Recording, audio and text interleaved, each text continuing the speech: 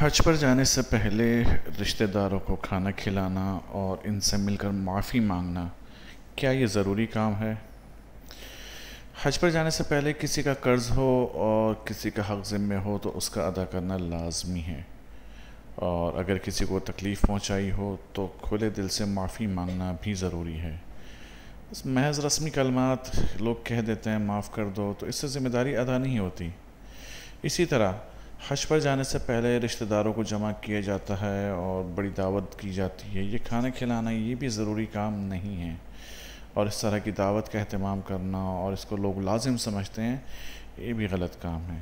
ہاں، البتہ مہمان گھر پہ آئے ہیں، ملنے کے لیے آئے ہوئے لوگ، تو انہیں کھانا کھلانا اور ان کی خاطر مدارت کرنا، اس میں کوئی قباحت نہیں ہے۔